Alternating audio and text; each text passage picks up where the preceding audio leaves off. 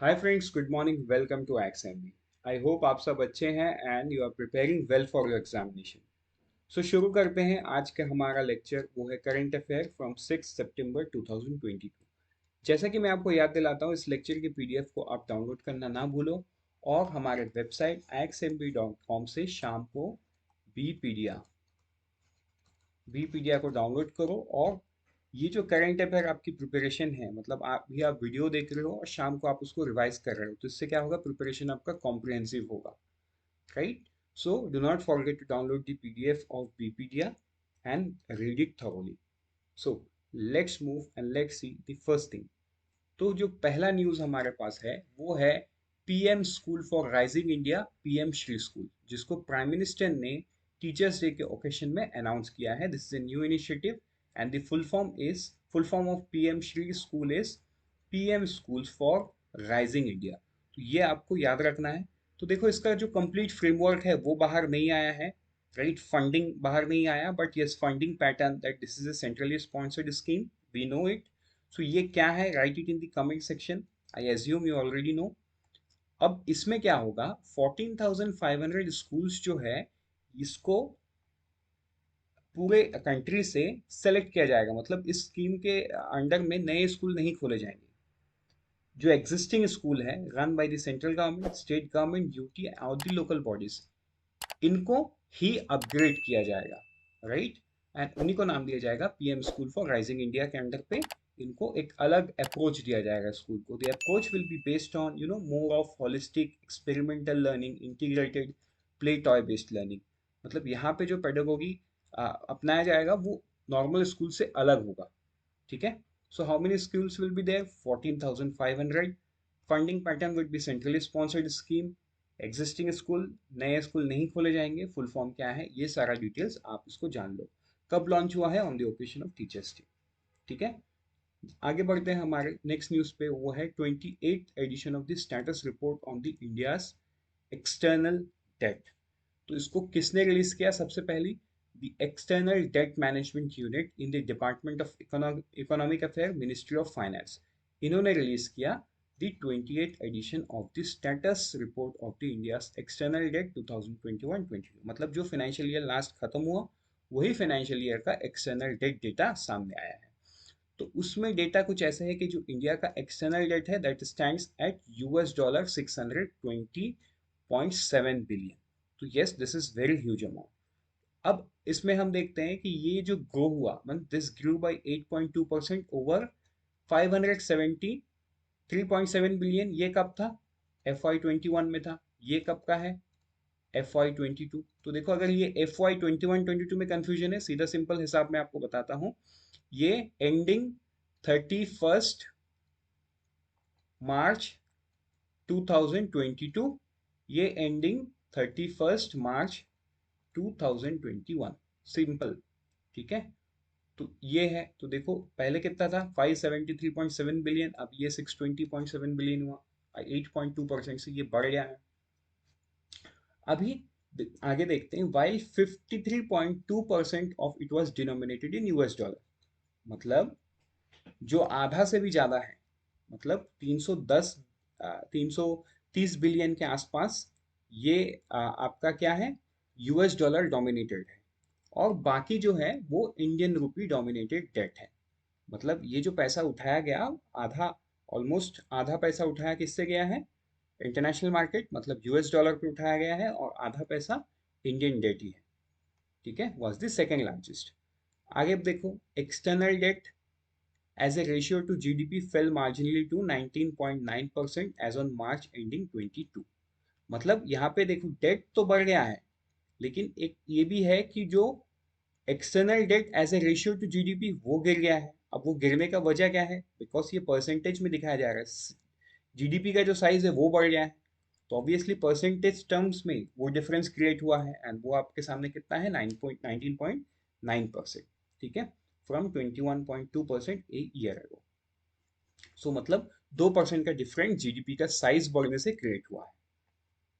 अब आगे चलो, अगर हम ब्रेकअप की बात करें तो ब्रेकअप में कुछ ऐसा है कि दी लॉन्ग टर्म डेट, अब इसमें भी लॉन्ग टर्म और शॉर्ट टर्म हो सकता है। लॉन्ग टर्म डेट क्या है? 499.1 बिलियन। मतलब समवेयर अराउंड 500 बिलियन के आसपास, constituted the largest chunk of 80.4%, while the short term date कितना है 121.7 बिलियन। अब ये लॉन्ग टर्म और शॉर्ट टर्म का मतलब क्या है? लॉन्ग टर्म का मतलब एक साल से ज्यादा, 365 दिन से ज्यादा का डेट, बट शॉर्ट टर्म मतलब जो 365 दिन के कम में ही उसको खत्म कर दिया जाएगा, means not more than 364 days. ठीक है, accounted for 19.6% of the total volume. तो short term debt, take term, long term debt का ब्रेकअप ये है। अभी अभी बोल देखो, the short term debt credit was predominantly in the form of trade credit, financing import. ठीक है, तो ये जो मतलब इंपोर्ट, इस लाइन को हम ना थोड़ा डीप समझते हैं। अब मान के चलो कोई पर्सन है XYZ, इसको, है ना, यूएस से कोई सामान मंगवाना है बेचने के लिए, तो इसको क्या बोलेंगे हम? इंपोर्ट बोलेंगे कि ये इंपोर्ट कर रहा है। तो ये जब इंपोर्ट करता है ना, देखो यूएस के ट्रेडर को पैसा तुरंत पे करना पड़ता है, तभी जाके वो माल डिलीवरी करता है। मतलब यूजुअली अरेंजमेंट यही रहता है, आप ऐसे समझो। तो लेकिन ये बंदा के पास ये वाला जो आइटम है ये रिसीव करने में उसको टाइम लगता है, मतलब 1 1.5 महीना समय लग सकता है, क्योंकि ये कंटेनर में आ रहा है, किस में आ रहा है, वो बात की बात है, बट इसको टाइम लगता है। ये क्या करता है ना, उस इंपोर्ट को फाइनेंस करवाता है। तो मतलब ये शॉर्ट टर्म डेट है, मतलब मान के चलो कंटेनर में आने में 2 मंथ्स लग रहा है, तो ये 2 मंथ का छोटा डेट है। तो वैसे कितने हैं? 96%। मतलब ये जो शॉर्ट टर्म डेट आप देख पा रहे हो 121.7 बिलियन का, ये है तुम्हारा शॉर्ट टर्म डेट। किससे क्रिएट हुआ है? In the form of trade credit for financing import. समझ में आ गया? आई होप ये एग्जांपल आपसे आपको क्लियर हो गया। नहीं हुआ तो आप एक बार, है ना, पॉज करो, बैक जाओ, 30 40 सेकेंड्स ही मैंने बात किया है, अब देखो, अब समझ जाओगे। अब अगर हम बात करते हैं नॉन सोवरिन डेप्ट, नॉन सोवरिन डेप्ट का मतलब क्या है? नॉन गवर्नमेंट, मतलब ये जो नॉन सोवरिन डेप्ट है, ये ना ही स्टेट गवर्नमेंट का है ना ही सेंट्रल गवर्नमेंट का है। ठीक है, मतलब ये not backed by any government, मतलब इंडिया की प्राइवेट कंपनीज और भी कई सारे लोग पैसा उठाते हैं, वो सारा पैसा। ठीक है, तो नॉन सॉवरेन एक्सटर्नल डेट कितना है? 490 billion as on March ending, मतलब FY एंडिंग 22। ठीक है, 490 बिलियन है इनका। Posted a growth of 6.1% over a level of year ago. तो मतलब 6.1% से ग्रो हुआ है। तो मोस्टली क्या है? कमर्शियल बोरोइंग है, NRI डिपॉजिट्स है, short term credit, accounted for 95% of non sovereign debt, जो हमने एग्जांपल पहले देखा था। राइट, सो आई होप ये आपको क्लियर हो गया। अगर हम प्रोस्पेक्टिव के, क्रॉस कंट्री प्रोस्पेक्टिव की बात करें या सिंपल टर्म्स में रैंकिंग की बात करें, ठीक, मतलब हम कहाँ पे हैं बाकी देशों के कंपेयर में, तो India external debt is modest, occupying 23rd position global. ठीक है, मतलब we are in the middle, मतलब ना हम अच्छा परफॉर्म कर रहे हैं ना हम एकदम बुरा परफॉर्म कर रहे हैं। क्योंकि शॉर्ट टर्म देखो, मोस्टली क्या होता है ना, अगर आपका शॉर्ट टर्म बड़ा है तो फॉरेक्स रिजर्व ज्यादा होना चाहिए, क्योंकि ज्यादा पैसा इमीडिएट पे करना होता है। यहाँ पे 500 बिलियन लॉन्ग टर्म है, मतलब ये तुरंत नहीं देना है हमको। हमारा जो फॉरेक्स है वो भी 500 और 600 बिलियन के बीच में है। राइट, तो शॉर्ट टर्म कितना है वहां से 121, मतलब इमीडिएट हमको अगर देना पड़े तो 121 बिलियन ही देना पड़ेगा, उसके बाद भी हमारे पास रिजर्व रह जाएगा। बट इसका अगर उल्टा होता, मतलब आपका शॉर्ट टर्म डेट बड़ा होता, मान के चलो 500 बिलियन होता, और लॉन्ग टर्म, और जो लॉन्ग टर्म डेट है वो कम होता, 101 बिलियन या 121 बिलियन, तो प्रॉब्लम बहुत होता, मतलब वो बहुत अलार्मिंग या चिंताजनक विषय होता। क्यों? क्योंकि 500 बिलियन का डेट को शॉर्ट टर्म मतलब एक साल के अंदर क्लियर करना है, और RBI के पास फॉरेक्स ही 500 है, सो इन दैट केस प्रॉब्लम होता। बट यहाँ पे मॉडेस्ट इसीलिए बोला गया है, मतलब ये मॉडेस्ट इसीलिए है क्योंकि लॉन्ग टर्म डेट ज्यादा है, शॉर्ट टर्म डेट कम है, comparative to what kind of forex reserve we have. I hope ये आपको क्लियर हो गया। आगे बढ़ते हैं हमारे नेक्स्ट न्यूज पे। एक छोटा सा न्यूज है, राष्ट्रीय पुरस्कार पोर्टल। तो देखो, आप जानते हो इंडिया में अलग अलग तरीके के अवार्ड्स होते हैं, national awards, right, like Padma award, digital India award, national award for excellence in forestry, national Gopal Ratna award, national water award and so. तो ये सारा का वेबसाइट ना अलग था, सबके अलग टेन्योर्स थे, मतलब अलग ओपनिंग डेट, अलग लास्ट डेट था। ठीक है, तो गवर्नमेंट ने क्या किया ना, सीधा सीधा एक नया वेबसाइट बना दिया, awards.gov.in, और इन सारे चीज को यहाँ पे डाल दिया। मतलब आज के दिन में ये जितने अलग अलग वेबसाइट थे, ये मतलब अवार्ड्स के, ये अभी एक बन गए हैं, जिसका नाम क्या दिया गया? राष्ट्रीय पुरस्कार पोर्टल। सो आई होप आपको बैकग्राउंड के साथ साथ नाम ये सारा चीज क्लियर हो गया है। आगे बढ़ते हैं हमारे नेक्स्ट न्यूज पे, वो है पीएसबी टू ओपन 363 ब्रांचेस। ठीक है, पीएसबी मतलब public sector banks are targeting to open around 363 branches by December 22. ठीक है, why? To scale up the financial inclusion drive by covering village with a population over 3005 kilometre radius. तो आपको ये वाला चीज याद रखना है, 3000 से ज्यादा पॉपुलेशन एंड 5 किलोमीटर रेडियस में ओपन होगा। These branches would cover villages in 21 states and would be opened by bank in location allocated to them by state level banking committee. ठीक है, additionally about 47 branches would be opened by private bank in villages with a population of 3000 above। ठीक, तो इसमें से क्या होगा, सबसे ज्यादा कहाँ पे ओपन होगा, सबसे ज्यादा ओपन होगा राजस्थान विथ 80 ब्रांचेस, उसके बाद open by PSB and 15 by other bank, followed by Madhya Pradesh Gujarat. ठीक है, जहाँ पे 54 और 38 ब्रांच ये होगा, ओपन होगा। लेकिन इसको किया क्यों जा रहा है, वाई? एक तो रीजन हमने समझ लिया कि फाइनेंशियल इंक्लूजन ड्राइव। ठीक है, तो बेसिकली कंट्री में जो फाइनेंशियल इंक्लूजन का इंडेक्स है वो 53 के आसपास है, उसको बढ़ा के लेके जाना है और ज्यादा। मतलब उसको जितना 100 के पास जाएगा उतना फाइनेंशियल इंक्लूजन दिखाएगा, और जितना जीरो के पास जाएगा उतना फाइनेंशियल एक्सक्लूजन दिखाएगा। सो 50 के ऊपर है मतलब कहीं ना कहीं हम मॉडेस्ट है, बीच में है। सो हमको इसको और बढ़ाना है, हमको मीन्स एज ए कंट्री हमको बढ़ाना है। सो इन दैट सेंस ये सारे इनिशिएटिव उसको कॉम्प्लीमेंट करेगा, हेल्प करेगा। ठीक है, आगे बढ़ते हैं हमारे नेक्स्ट न्यूज पे, वो है एथेनॉल प्लांट। तो देखो ये एक इंफॉर्मेशन है, मतलब जो गवर्नमेंट ऑफ छत्तीसगढ़ है उन्होंने एक एमओयू साइन कर लिया है between Bhoramdeo cooperative sugar factory and NKG biofuels. तो ये पीपीपी मॉडल पे, पब्लिक प्राइवेट पार्टनरशिप मॉडल पे छत्तीसगढ़ के कबीरधाम डिस्ट्रिक्ट में क्या आएगा, फर्स्ट एथेनॉल प्लांट आएगा स्टेट का। ठीक, I hope this is also clear. Let's move to the next one. अभी कुछ दिन पहले पहले हमने मैन्युफैक्चरिंग पीएमआई देखा, ये डेटा कौन देता है, स्टैंडर्ड एंड पुअर, राइट। तो अभी हम देख रहे हैं सर्विस पीएमआई। तो अगर हम सर्विस पीएमआई देखें, वो जुलाई के मंथ में 57 सॉरी जुलाई के मंथ पे 55.5 था, उससे अगस्त में बढ़ के 57.2 हो गया है। ठीक, so this shows an increase because PMI का डेटा क्या दिखाता है, 50 अबव क्या दिखाता है, एक्सपेंशन, 50 एंड अबव, और 50 से अगर कम है तो क्या दिखाता है, कॉन्ट्रैक्शन।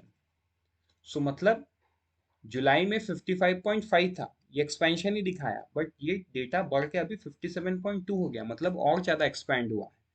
आ गया समझ में? So service sector is performing well. और वैसे भी हमने जब जीडीपी का डेटा देखा था 2 दिन पहले आया था, जहाँ पे जीडीपी 13.5% से ग्रो किया है, हमने देखा 17% अकेला ग्रोथ तो सर्विस सेक्टर दिया है, मतलब जिसको हमने बोला कि हीरो सेक्टर, जो 17% का ग्रोथ दिया है। तो देखो ये डेटा आपका रिफ्लेक्ट पीएमआई में भी होता है। ये जो 2% का, मतलब ये जो 2 पॉइंट से इंक्रीज आपको दिख रहा है समवेयर अराउंड 2, तो ये और जो हमने जीडीपी में देखा कि 17% से इंक्रीज हुआ, दोनों एक दूसरे को कॉम्प्लीमेंट कर रहा है, दोनों एक ही डायरेक्शन पे जा रहा है कि yes service industry is booming and growing. ठीक है, आगे बढ़ते हैं हमारे नेक्स्ट न्यूज पे, वो है रुपीज 1.26 ट्रिलियन इन्वेस्टमेंट प्रपोजल। तो देखो ये जो इन्वेस्टमेंट प्रपोजल किसका है, आंध्र प्रदेश स्टेट गवर्नमेंट का है। ठीक है, उन्होंने क्या किया, उन्होंने इन्वेस्टमेंट प्रपोजल 1.16 ट्रिलियन का अप्रूव कर दिया है ओवर द नेक्स्ट 7 ईयर्स। ठीक है, उसमें what they will do, green energy projects लगाएंगे। ठीक है, अलग अलग डिस्ट्रिक्ट्स में लगाएंगे तो वो मैटर नहीं करता। हाँ, 81,000 crore rupees they will be investing on green energy project. Now beside 2 other solar power plant with total capacity of 60 gigahertz is also proposed। मतलब ये जो पैसा इन्होंने खर्चा करना है 1.26 ट्रिलियन, ये बेसिकली इन सारी चीज में होगा, ग्रीन एनर्जी प्रोजेक्ट, ठीक है, सोलर पावर, एंड उसके बाद इलेक्ट्रिक बस मैन्युफैक्चरिंग यूनिट, तो ये सारे चीज पे काम होगा। Also approved 6 green energy project in YSR कोनूल।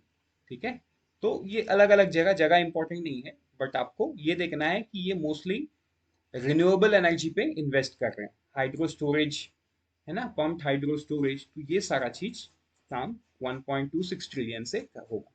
आगे बढ़ते हैं हमारे नेक्स्ट न्यूज पे, वो है डीमैट अकाउंट। ठीक है, अगर हम डीमैट अकाउंट की बात करें तो देखो ये cumulatively for the first time ये 100 मिलियन से ऊपर गया है, तो यही है माइलस्टोन। बाकी तो ठीक है, over a period of time अब देखो ये कम ज़्यादा हुआ है, बट कलेक्टिवली और क्यूमुलेटिवली जो एसडीएल एंड सीएसडीएल से डेटा आया है उससे हम देख रहे हैं कि जो डीमैट अकाउंट है वो 100 बिलियन प्लस हो गया है इंडिया में। सो आगे बढ़ते हैं हमारे नेक्स्ट न्यूज़ पे, वो है यूके न्यू पीएम। तो यूके में जो मतलब पीएम सिलेक्शन का प्रोसेस है वो खत्म हो गया है, वेयर लिज ट्रस, ठीक है, she was fighting and the other hand Indian origin Rishi Sunak वो फाइट कर रहे थे, तो दोनों में से she has been elected as the UK new PM. आगे बढ़ते हैं हमारे नेक्स्ट न्यूज पे, ये है यूजीसी पे स्केल। ठीक है, UGC pay scale for Punjab teachers month, services of 8,736 teachers regularised. तो देखो पंजाब के जो चीफ मिनिस्टर है भगवत मान, इन्होंने बोला कि इनके स्टेट में जितने भी प्रोफेसर्स हैं उनको अब जो सैलरी और स्टेटस मिलेगा वो एज पर दी यूजीसी पे स्केल मिलेगा। ठीक है, with this seventh pay commission recommendation for teachers in the state college and university. So ये है important news from the state of Punjab. ठीक है, तो आगे बढ़ते हैं हमारे कुछ वन लाइनर्स पे, वो है चुनू लॉजिस्टिक पार्क। ठीक है, MoS Shri Anupriya Patel lays foundation stone of Chunar logistic park in Mirzapur UP. ठीक, तो ये कहाँ पे आया, मिर्जापुर उत्तर प्रदेश में आया।